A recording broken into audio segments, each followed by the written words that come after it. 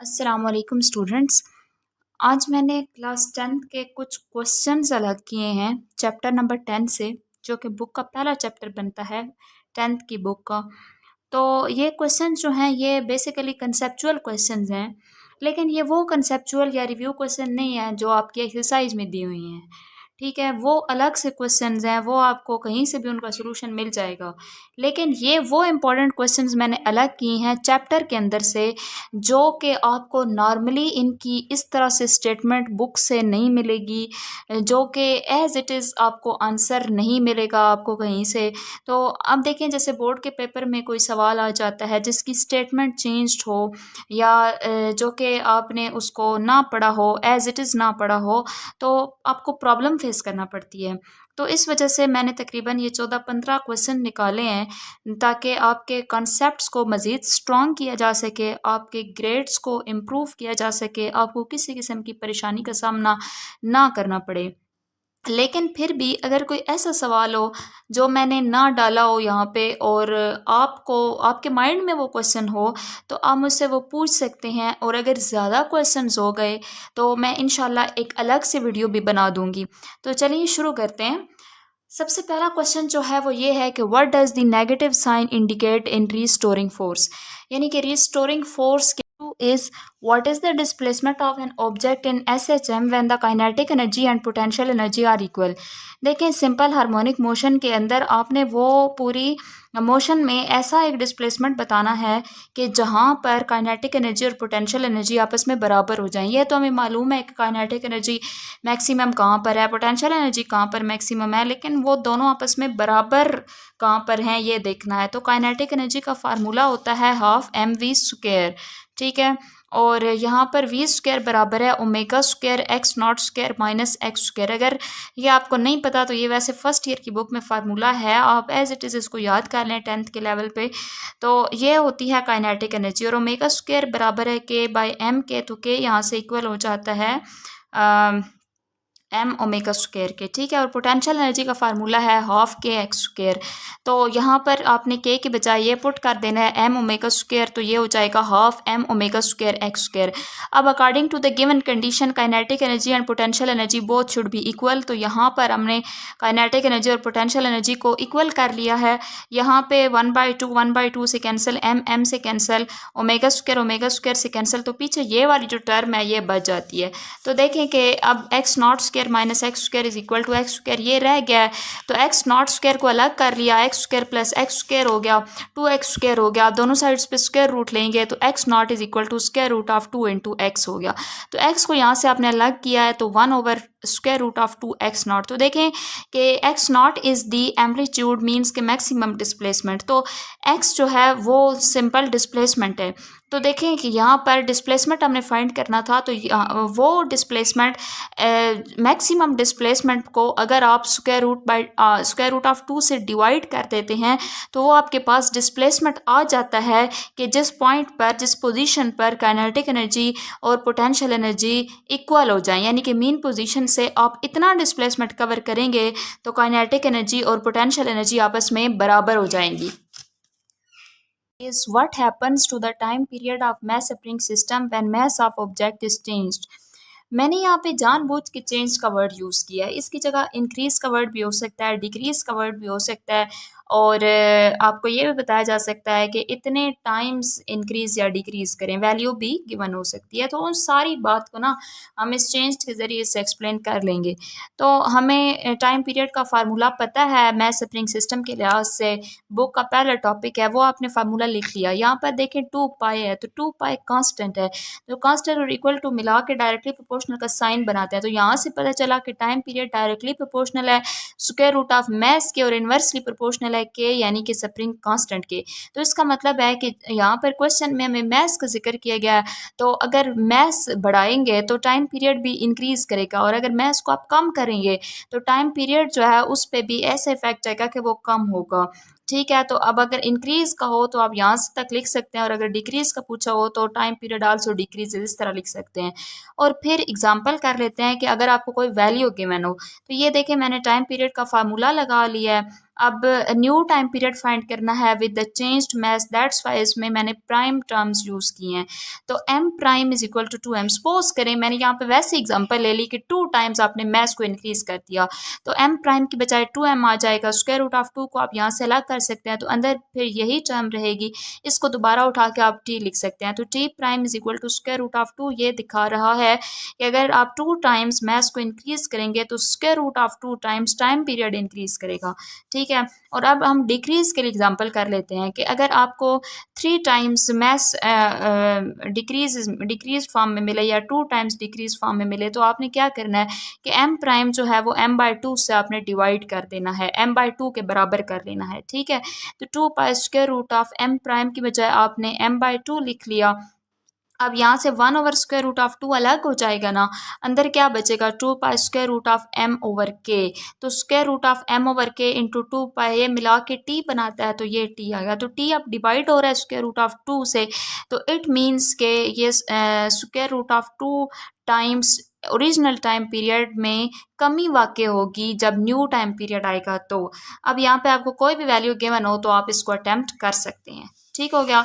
Next है what happens to the time period of mass spring system when length of spring is changed. अब अगर length बढ़ा दें, यानी कि स्प्रिंग लंबा ले लें या छोटा ले लें, लेंथ बढ़ा दें, मैस का जिक्र नहीं किया हुआ, लेंथ का जिक्र किया हुआ है। तो अब इस फार्मूला में कहीं पे भी लेंथ का फैक्टर l है ही नहीं, तो इसका मतलब है कि टाइम पीरियड जो है वो लेंथ पर तो डिपेंड ही नहीं करता। सिंपल पेंडुलम का तो करता है, मैस स्प्रिंग सिस्टम का नहीं करता। तो ये आपने ना ध्यान से फिर देखना है कि क्वेश्चन में पूछा क्या गया है। तो मैस स्प्रिंग सिस्टम के टाइम पीरियड के फार्मूला में लेंथ नहीं आती, तो इस वजह से लेंथ के कम करने से या ज़्यादा करने से कोई फ़र्क नहीं पड़ेगा। Next is question number 5 which is why kinetic energy is maximum at mean position. आपने बुक के ऊपर दूसरा तीसरा पेज है, उस पर आपने साइड पे डायग्राम भी देखी होगी। Kinetic energy 0 eight extreme position और मैक्सिमम एट मीन पोजीशन, और टॉपिक के अंदर भी आपने ये चीज़ पढ़ी है। तो आज हम इसको देख लेते हैं कि ऐसा क्यों होता है। तो देखें, सबसे पहली बात यह है कि kinetic energy has relation with velocity. Velocity बढ़ती है, काइनेटिक एनर्जी बढ़ती है। वेलोसिटी कम होती है, काइनेटिक एनर्जी कम होती है। इसको हम मैथमेटिकली प्रूफ कर लेते हैं इस चीज़ को। वेलोसिटी का फार्मूला है, वेलोसिटी जो मैस स्प्रिंग सिस्टम में जो मैस मूव कर रहा होता है उसकी वेलोसिटी होती है omega is equal to square root of x not square minus x square. सही है। ओमेगा जो है वो square root of k by m के बराबर होता है। तो अब काइनेटिक एनर्जी को आपने फार्मूला लगा देना है, हाफ एम वी स्क्वायर। अब ये देखें, वी की बजाय आप क्या लगाएंगे, वी स्क्वायर लगाएंगे, तो ये वाली टर्म इस तरह से यहाँ आ जाएगी स्क्वायर फॉर्म में। अब मीन पोजीशन के ऊपर बॉडी ने कोई डिस्प्लेसमेंट कवर नहीं किया होता, इस वजह से x क्या हो गया, 0 हो गया, यानी कि डिस्प्लेसमेंट तो उसने कवर ही नहीं किया, वो रेस्ट पर है। तो kinetic energy is equal to half m और वी स्क्वायर की बजाय omega square x not square minus x की बजाय क्या आएगा 0, तो यहाँ पर सिर्फ एक्स नॉट स्क्वायर। अब आपने ओमेगा स्क्वायर को लिख लेना है कि ये के बाय एम के बराबर है, क्योंकि ओमेगा जो है वो square root of k by m के बराबर है। तो एम एम से कैंसिल हो जाएगा, तो ये आपके पास आ जाएगी। देखें इसमें आ गया एक्स नॉट का स्क्वायर, तो एक्स नॉट मैक्सिमम डिस्प्लेसमेंट होता है। तो मैक्सिमम डिस्प्लेसमेंट को जब आप इन टर्म्स के साथ मल्टीप्लाई करेंगे तो इस वजह से हम कहेंगे कि काइनेटिक एनर्जी भी क्या है, मैक्सिमम है। क्वेश्चन नंबर 6 है हमारे पास कि why potential energy is maximum at extreme position, यानी कि एक्सट्रीम पोजीशन पर पोटेंशियल एनर्जी क्यों ज़्यादा होती है। तो पोटेंशियल एनर्जी का वैसे भी ताल्लुक जो है वो पोजीशन के साथ है। जितना आप अपने ओरिजिनल पॉइंट से दूर जाएंगे, ओरिजिन से दूर जाएंगे, इतना पोटेंशियल एनर्जी जो है वो ज़्यादा होगी, क्योंकि ज़्यादा पोजीशन होगी तो ज़्यादा डिस्प्लेसमेंट कवर किया जाएगा।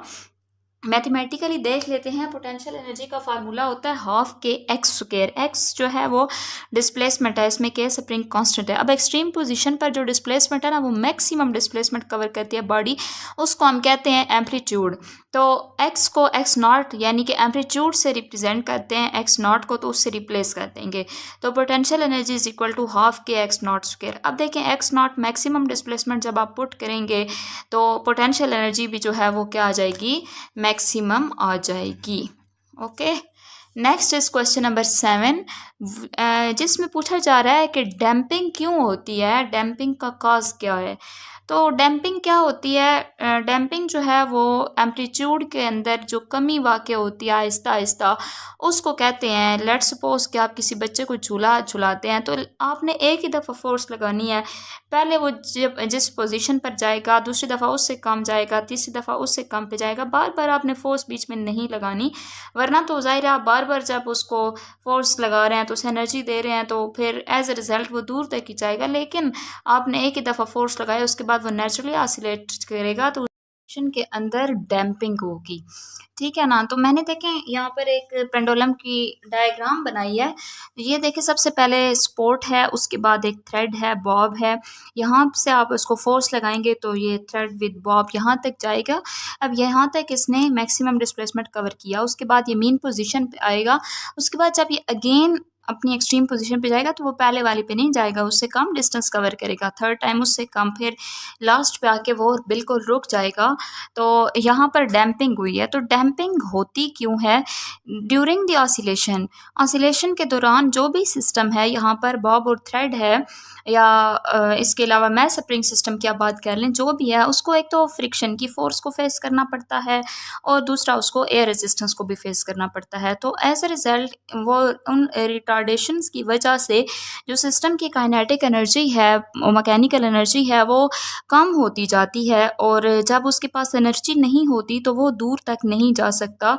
एज अ रिजल्ट उसका एम्पलीट्यूड डिक्रीज़ होता है, और जब एम्पलीट्यूड डिक्रीज़ होता है तो आहिस्ता आहिस्ता करके मोशन स्टॉप हो जाती है। 8, और ये है कि what will happen to the frequency of waves in a ripple tank if time period of electrical vibrator is decreased.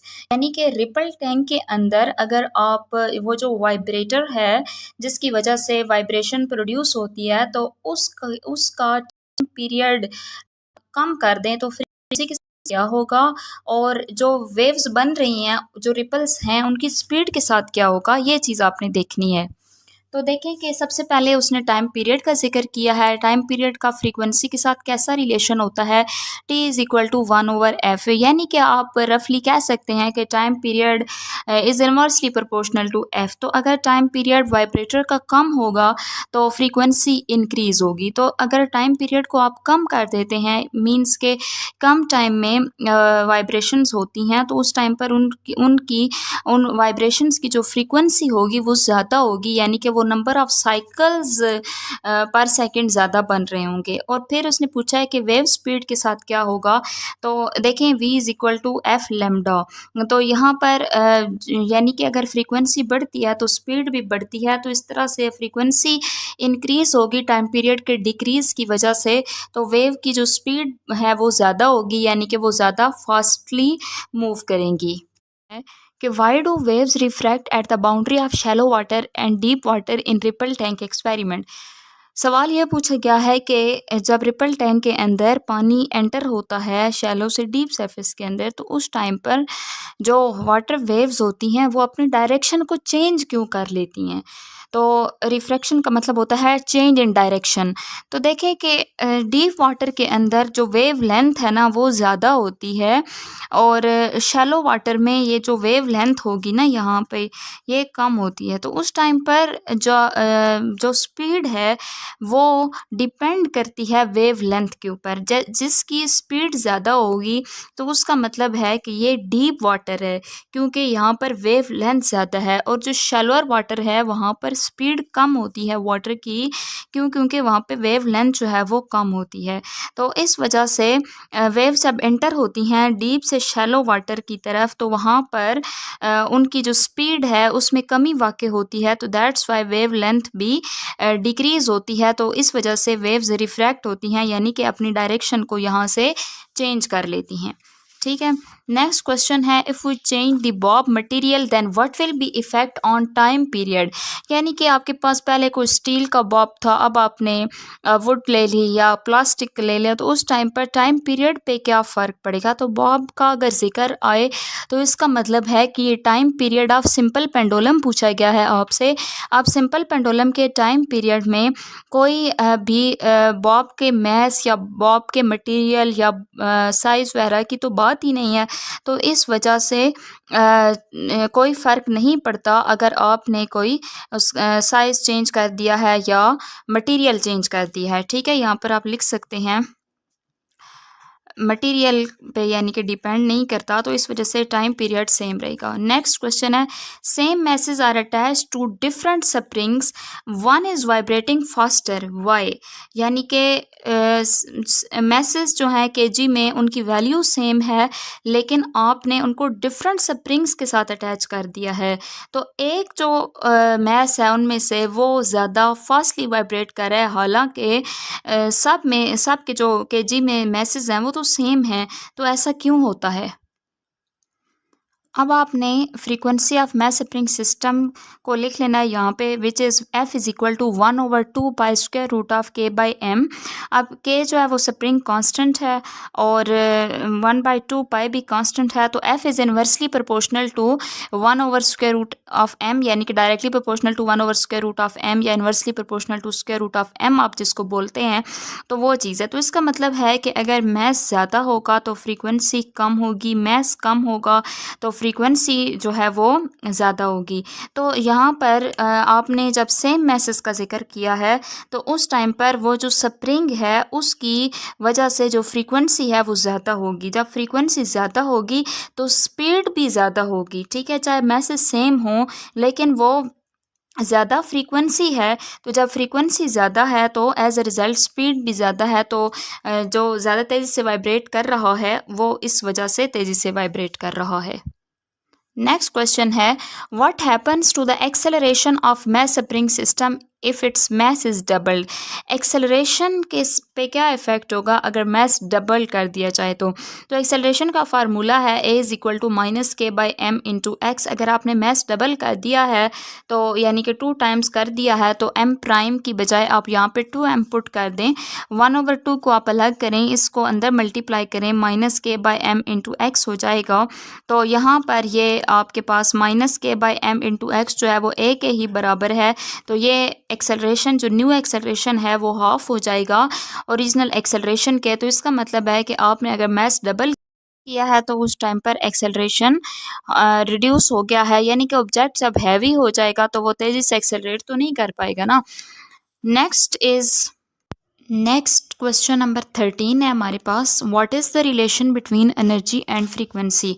देखें, एनर्जी और फ्रीक्वेंसी में रिलेशन को आप यूँ समझें कि जिस तरह से गामा रेज़ होती हैं या अल्ट्रा वायलेट रेज़ होती हैं, एक्स रेज़ होती हैं, उनकी फ्रीक्वेंसी बहुत ज़्यादा होती है तो उनकी एनर्जी भी बहुत ज़्यादा होती है। वो जैसे कि एक्स रे है तो वो बॉडी के अंदर पेनिट्रेट भी कर जाती है। तो इस तरह से जिनकी लो फ्रीक्वेंसी होती है उनकी एनर्जी भी कम होती है, जैसे कि रेडियो वेव्स हैं, उनकी फ्रीक्वेंसी कम है लेकिन वेवलेंथ ज़्यादा है तो उस वजह से दूर दराज तक ट्रैवल कर जाती हैं। लेकिन आप उनको किसी मेडिकल यूज़ के लिए या ऐसा काम जहाँ पे हाईली एनर्जेटिक रेज चाहिए होती हैं उनके लिए आप रेडियो वेव्स को यूज़ नहीं कर सकते। तो ऐसा क्यों होता है? देखिए, फ्रीक्वेंसी का क्या मतलब है, number of waves per unit time, ठीक है, number of cycles per unit time. तो ज़ाहिर है अगर हाई फ्रीक्वेंसी होगी तो इसका मतलब है कि बहुत सारी वेव्स गुजर रही हैं ना एक वक्त के अंदर, तो फिर वो ज़्यादा एनर्जी देंगी, तो ज़्यादा एनर्जी होगी। इसके अलावा जब हाई फ्रीक्वेंसी वेव्स को जनरेट किया जाता है तो हमें ज़्यादा एनर्जी चाहिए होती है, तो एज ए रिज़ल्ट उनके पास ज़्यादा एनर्जी होती है। तो और एक और बात है वो ये भी है कि आप लोगों ने ये फार्मूला पढ़ा होगा, E is equal to H F. H इसमें प्लांक्स कांस्टेंट है और E is directly proportional to F. तो एनर्जी ज़्यादा मीन्स के फ्रीक्वेंसी ज़्यादा होगी तो एनर्जी ज़्यादा होगी। तो यही बात यहाँ पर लिखी हुई है, ठीक है। नेक्स्ट क्वेश्चन है, what do the dark and bright fringes on the screen of ripple tank represents? देखिए, रिपल टैंक की स्क्रीन पर कुछ इस तरह का पैटर्न हमें दिखाई देता है, तो वो क्या रिप्रेजेंट करता है? तो वो इंटरफेरेंस पैटर्न होता है। जो ब्राइट फ्रिंजेस हैं वो कंस्ट्रक्टिव इंटरफेरेंस को रिप्रेजेंट करते हैं और डार्क फ्रिंजेस जो हैं वो डिस्ट्रक्टिव इंटरफेरेंस को रिप्रेजेंट करते हैं। कंस्ट्रक्टिव इंटरफेरेंस तब होती है जब दो वेव्स का क्रस्ट आपस में मिले, और डिस्ट्रक्टिव तब होती है जब एक का क्रस्ट दूसरे के ट्रफ से मिले।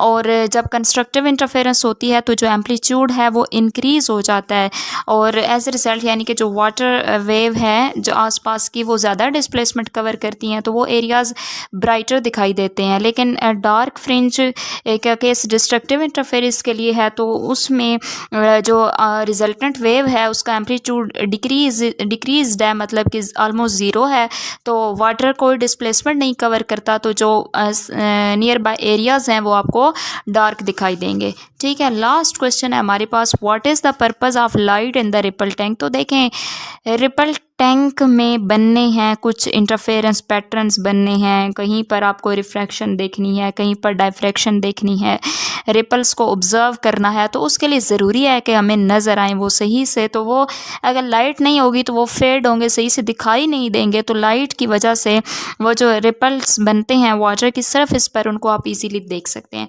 तो ये कुछ क्वेश्चंस मैंने अलग किए हैं। इसके अलावा भी आपका कोई क्वेश्चन हो आप पूछ सकते हैं। इसके अलावा मुझे और कोई क्वेश्चंस बनाने की ज़रूरत है इन्हीं टॉपिक्स से रिलेटेड, तो आप ज़रूर कहें, मैं इंशाल्लाह बनाऊंगी। आज के लिए इतना ही काफ़ी है। Thank you so much. अल्लाह हाफिज़।